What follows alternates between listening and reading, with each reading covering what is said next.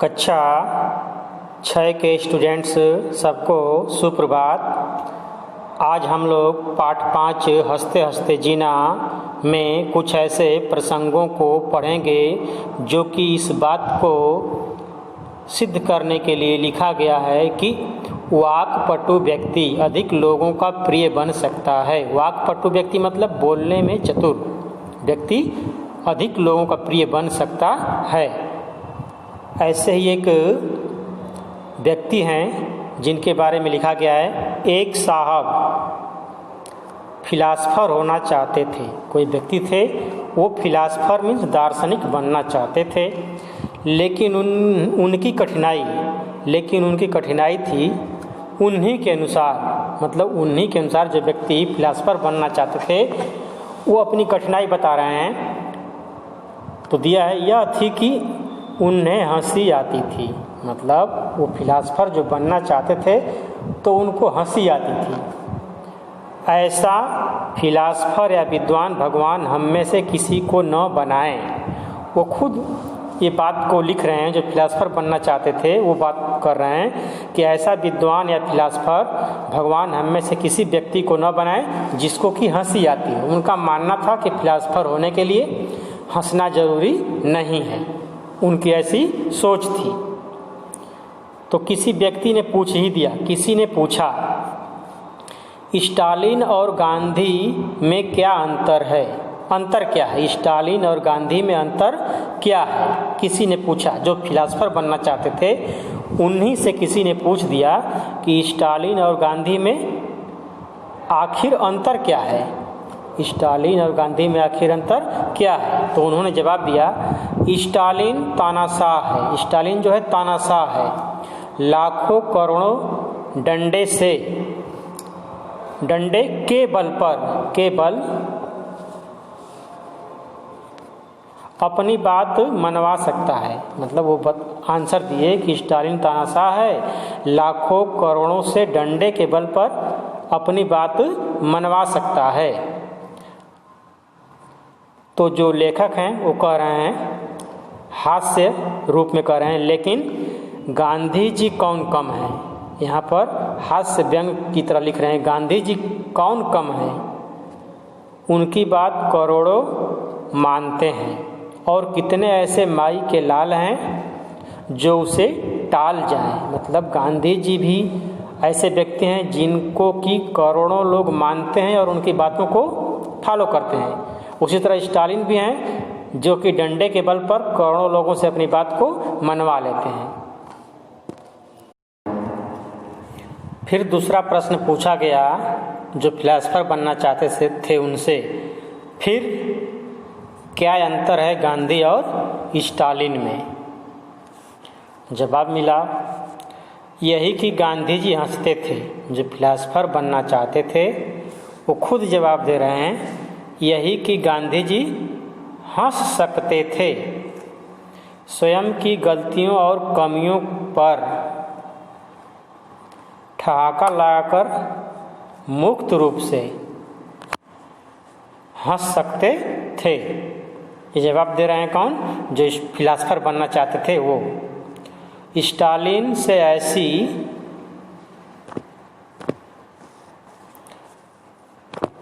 आशा नहीं की जा सकती थी।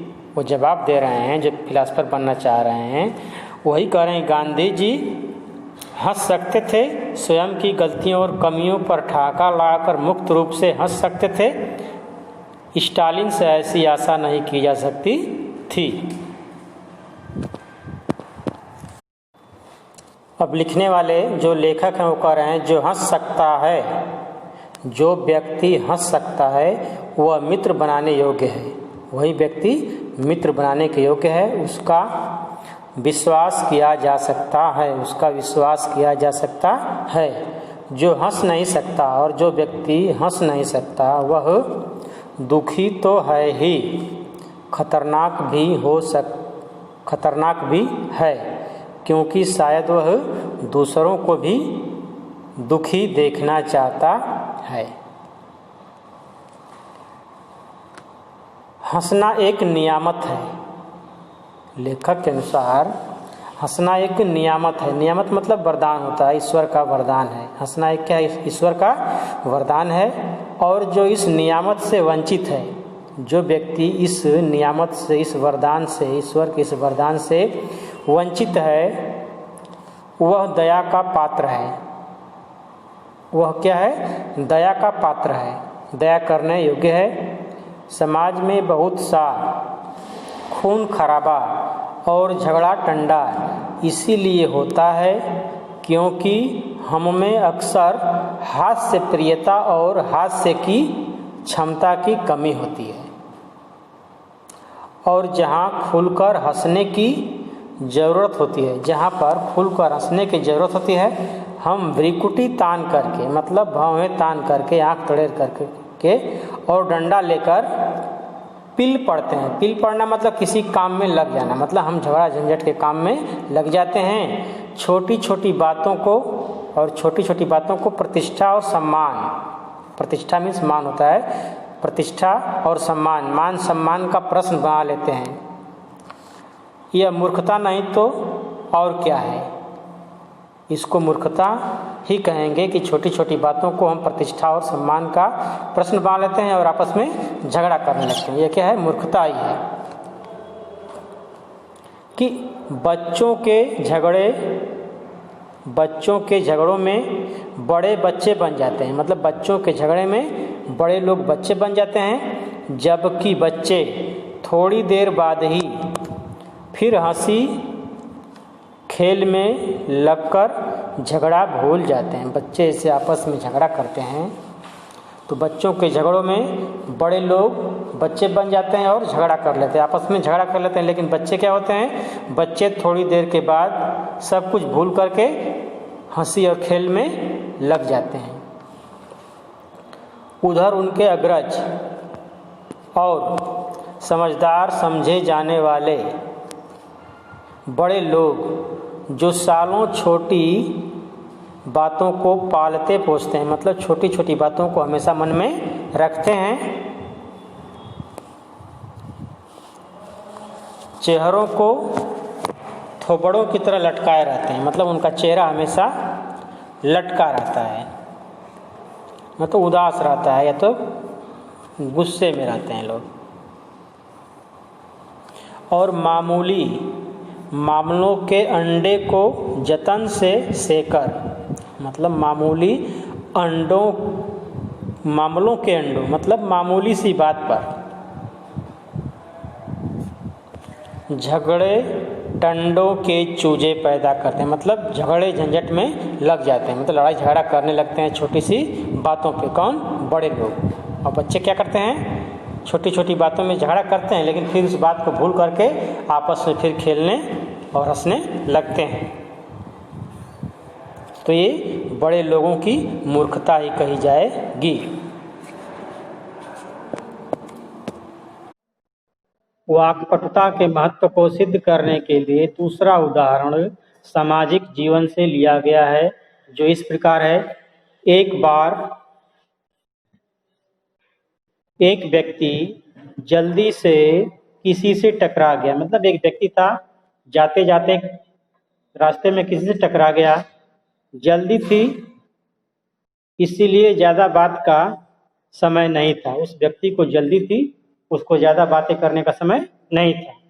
वह बोला, महाशय, यदि इसमें मेरी गलती थी तो कृपया आप क्षमा करें। अगर इस टकराने में मेरी गलती थी तो बोल रहा है आदमी कि मुझे क्षमा करें। और यदि आप गलती पर थे, और ये भी कह रहा है कि अगर आप गलती पर थे, मतलब अगर आपसे गलती हुई है तो चिंता न करें, और आगे बढ़ गया। इस बात को कह करके आगे बढ़ गया। यहाँ पर उसकी वाक्पटुता का दर्शन होता है, क्योंकि वो ऑलरेडी पहले से उनको क्षमा कर चुका है। उसके कहने के मतलब आपको क्षमा मांगने की जरूरत नहीं है अगर आपसे गलती हुई है तो। कितना अनुकरणीय उदाहरण है यह उदाहरण, कितना ही अनुकरणीय है, मतलब अनुकरणीय मतलब पालन करने। लेकिन खेद है कि हम में से बहुत कम इसको अपनाते हैं, लेकिन बहुत कम लोग इस बात को या तो इस उदाहरण को अमल में लाते हैं। दो लोग टकराते हैं अगर आपस में, तो दोनों एक दूसरे को घूर कर देखने लगते हैं। ऐसा अक्सर देखने को मिलता है, लेकिन हमें ऐसा नहीं करना चाहिए। यही नहीं वो हंस सकता है, यही नहीं जो हंस सकता है पराजय में भी हास्य की सृष्टि कर लेता है। ये कह रहा है कि जो व्यक्ति हंस सकता है वो असफल होने पर भी, असफलता में भी हास्य की सृष्टि कर लेगा, मतलब उसमें भी खुशी खोज लेगा। अपनी असफलता में भी उसको खुशी मिल जाएगी। और इस तरह पराजय भी जीत में बदल जाती है। इस प्रकार पराजय भी जीत में बदल जाती है। मतलब साफ है, अगर आदमी असफल होने के बाद भी खुश है तो उसको वह जीत के समान है।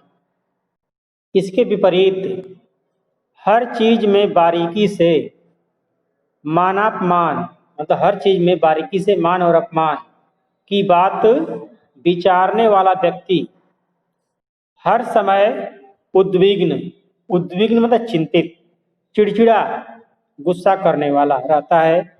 और जीतने की तो क्या, यही बोल रहा है कि जीतने की तो क्या, किसी भी बात की खुशी उसको नहीं होती। मतलब जीतने की तो क्या, किसी भी बात की खुशी उसको नहीं होती। जो व्यक्ति हमेशा हर चीज में बारीकी से मान अपमान की सोच करता है।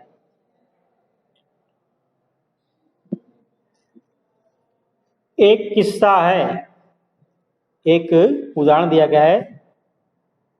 सामत का मारा एक व्यापारी, समस्याओं का मारा एक व्यापारी शहर के चुनाव में खड़ा हो गया। शहर के चुनाव में, शहर में चुनाव हो रहा था, उसमें खड़ा हो गया। चुनाव का परिणाम निकला तो पता चला कि उसे कुल 3 वोट मिले थे। जो व्यापारी खड़ा हुआ था तो रिजल्ट आया तो उसको पता चला कि उसको केवल 3 ही वोट मिला है, व्यापारी को केवल 3 वोट मिला है।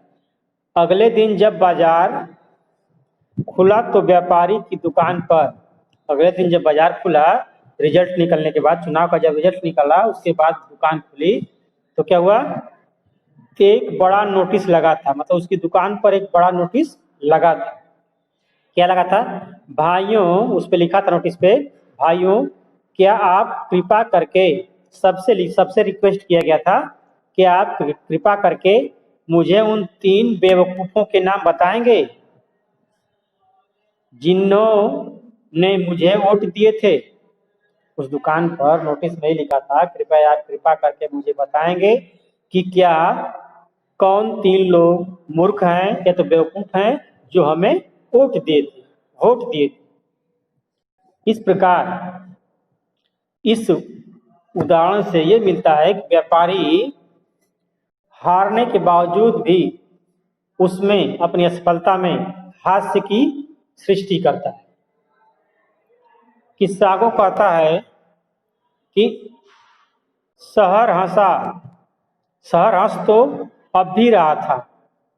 तो शहर नोटिस लगी थी, उससे पहले भी हंस रहा था, लेकिन अब वह उस हारे हुए व्यापारी पर नहीं, मतलब पहले लोग हारे हुए व्यापारी पर हंस रहे थे, बाद में क्या हुआ, उसके साथ हंस रहा था। अब नोटिस लगने के बाद अब लोग व्यापारी के साथ हंस रहे थे, व्यापारी भी हंस रहा था और सारे शहर के लोग भी हंस रहे थे। इसलिए हम कह सकते हैं कि अपनी असफलता में भी हम हंसी को खोज सकते हैं।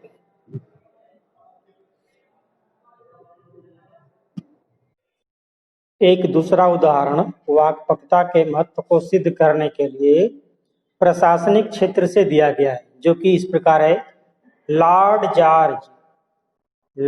जॉर्ज ये एक यूनाइटेड किंगडम और अन्य राष्ट्रमंडल समूह के राजा भी थे और भारत के सम्राट भी थे।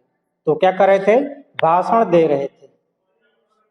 एक विरोधी, उसी भाषण में एक विरोधी बोला, महाशय भूल गए क्या, आपके पूर्वज गधा गाड़ी चलाया करते थे। मतलब बोला कि भूल गए क्या, भाषण दे रहे हैं और आपके पूर्वज गधा गाड़ी चलाया करते थे। तो लॉर्ड जॉर्ज ने क्या जवाब दिया? बिल्कुल नहीं भूला। बोल रहे हैं कि बिल्कुल नहीं भूला महाशय। लॉर्ड जॉर्ज हंसते हुए बोले कि बिल्कुल नहीं भूला हूं, क्योंकि गाड़ी तो अभी भी मेरे घर पर खड़ी है। वो बोले कि गाड़ी तो अभी भी मेरे घर पे खड़ी है। गधा गायब था, सो आज मिल गया। वो बोले कि गाड़ी तो अभी भी मेरे घर पे खड़ी है, लेकिन गधा गायब था, वो भी आज मिल गया। मतलब उस बोलने वाले की तरफ बातों में इशारा करते हुए बोले। यहाँ भी ये व्यक्ति उनके ऊपर कटाक्ष कर रहा है, उस कटाक्ष में भी ये हास्य की खोज कर रहे हैं।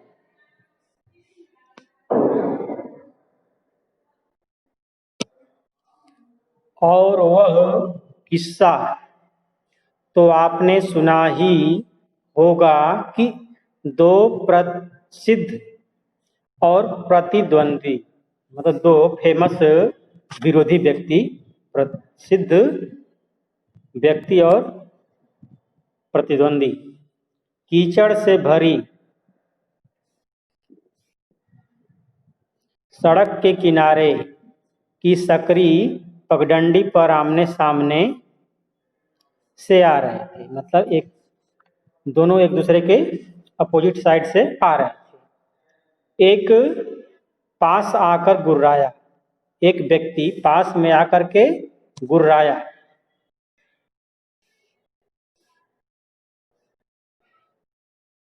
और बोला, मैं दुर्जनों के लिए कभी मार्ग नहीं छोड़ता। वो बोला कि मैं दुर्जन व्यक्ति के लिए, दुर्जन का मतलब दुष्ट होता है, वो बोला कि मैं दुष्ट व्यक्ति के लिए कभी भी मार्ग नहीं छोड़ता, मतलब रास्ता नहीं देता किसी दुष्ट व्यक्ति को। तो सेकंड वाला बोला, लेकिन मैं छोड़ देता हूं।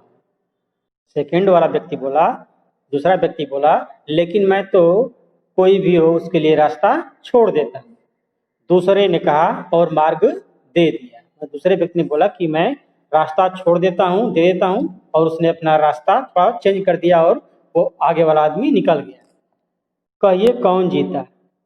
इसमें आप ही बताइए कौन जीता, किसकी जीत? हंस सकने वाला सदा जीतता है।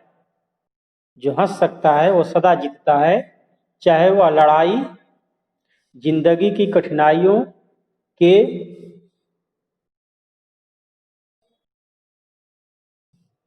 खिलाफ हो, चाहे प्रतिद्वंदियों के, मतलब किसी विरोधी के खिलाफ हो या तो जीवन की कठिनाइयों के खिलाफ लड़ाई हो, उसमें वो जीतता है। कौन जीतता है? हंसने वाला व्यक्ति। सुकरात की पत्नी बड़ी झगड़ालू थी। एक और उदाहरण है जो कि फिलासफर दार्शनिक सुकरात की है। एक दिन बकते झकते, मतलब बहुत बोलती थी, तो बकते झकते सुकरात की बीवी जब थक गई तो निर्विकार बैठे सुनते पति के ऊपर एक बाल्टी पानी लाकर उलट दिया। मतलब बहुत बोल रही थी, और जो सुकरात थे वो चुपचाप बैठे थे, ऐसा बैठे थे मानो उसकी बात उनको सुनाई नहीं दे रही। सुकरात बोले, ठीक है भाई, पहले बादल गरजे फिर पानी बरसा। वो अपने पत्नी के गुस्से में भी हंसी खोज रहे हैं, जैसे कह रहे हैं कि पहले बादल गरजे फिर पानी बरसा। मतलब पहले बहुत तेज तेज बोल करके, चिल्ला करके उनको डांट रही थी, कुछ भी भला बुरा कह रही थी, बाद में उनके ऊपर पानी डाल दिया। इसलिए कह रहे हैं पहले बादल बरसे, मतलब पहले खूब चिल्ला चिल्ला कर बोल रहे थे, गरज रहे थे बादल की तरह, और फिर पानी डाल दी तो उसको कह रहे हैं पानी बरसा।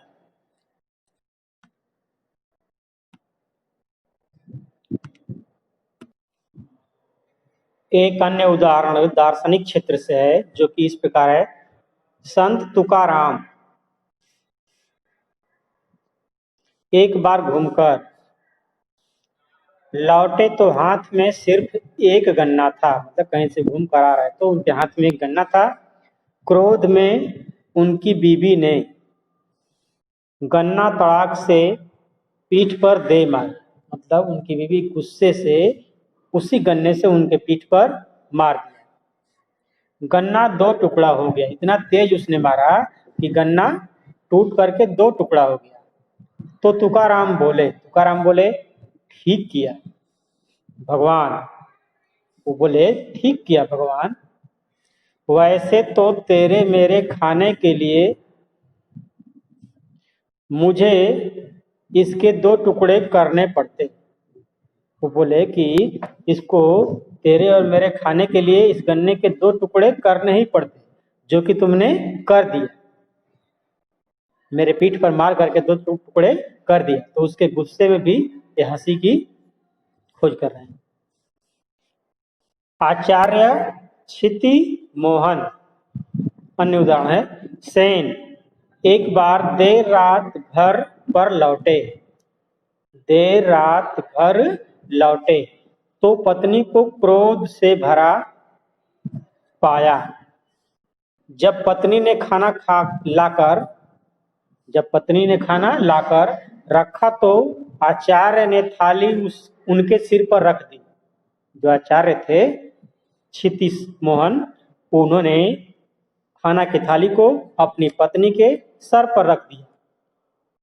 पत्नी भन्नाई, पत्नी गुस्से में बोली, यह क्या करते हो? वो बोले, कुछ नहीं, खाना ठंडा है और तुम्हारा माथा गर्म है। खाना गर्म कर रहा था। आचार्य जी ने उत्तर दिया कि मेरा खाना जो है अब ठंडा हो गया है, थाली में जो खाना लाई वो ठंडा हो गया है और तुम्हारा सर गर्म है, सर पर रख दूंगा तो ये भी गर्म हो जाएगा। यहाँ भी वो हंसी की खोज कर रहे हैं उसके गुस्से। एक सज्जन किसी मामले पर पंडित नेहरू से उलझ रहे थे। एक कोई व्यक्ति थे और किसी मामले पर पंडित नेहरू से उलझ रहे थे, मतलब एक तरह से वार्तालाप कर रहे थे, तो वाद विवाद कर रहे थे। अपनी बात मनवाने के लिए अंत में खींच कर बोले, जो सज्जन थे वो खींच कर बोले, पंडित जी आप भूल रहे हैं कि हर मामले के दो पहलू होते हैं। पंडित जी को बोले कि पंडित जी आप भूल रहे हैं कि हर मामले के दो पहलू होते हैं, मतलब किसी भी चीज के दो पहलू होते हैं, तो आप शायद इसीलिए गलत पहलू पर अड़े हुए हैं।